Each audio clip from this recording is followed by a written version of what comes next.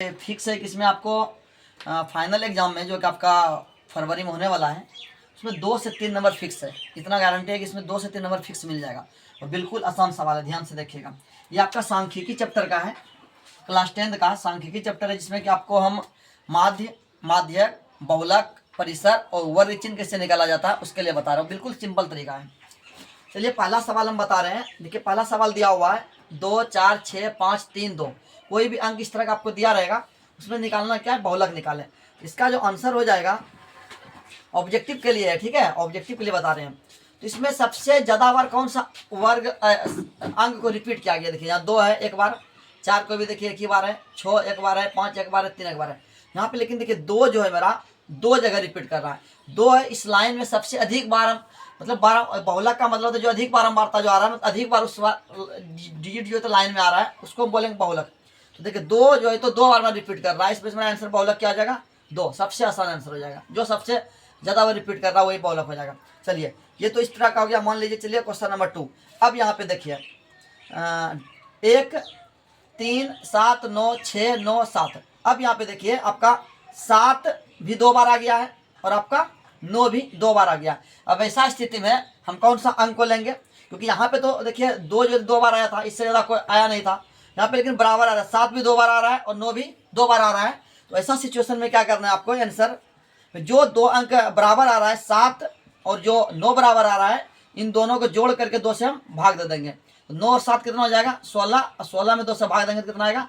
8। तो ये मेरा आंसर क्या आ जाएगा? बहुलक 8 हो जाएगा। तो बहुलक में आपको 2 टाइप का पूछ सकता है, एक सिंपल ये है और कहीं पे डबल अंक को रिपीट कर सकता है, ठीक है। चलिए बहुलक निकालने सीख गए आप।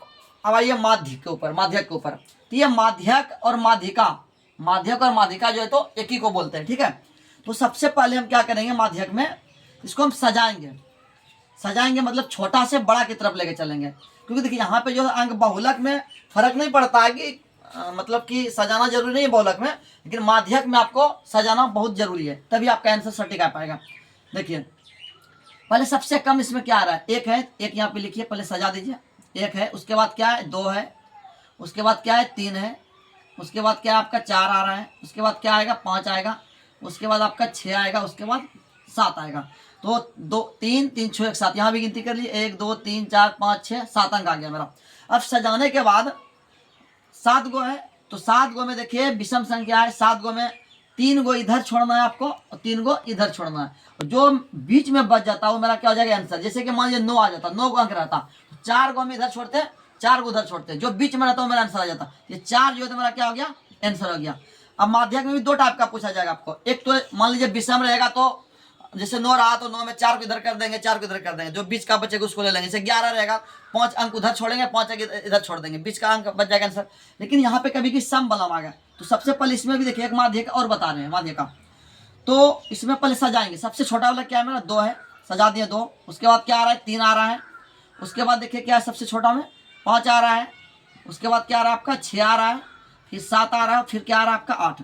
तो 3, 3, 6, 3, 3, 6। अब यहाँ पे देखिए 6 गो आ गया है। यहाँ पे कितना था आपका? जो अभी बताए थे 7 गो था, तो 7 में 3 इधर छोड़ दिया, 3 इधर, जो बीच वाला आंसर मेरा आ गया।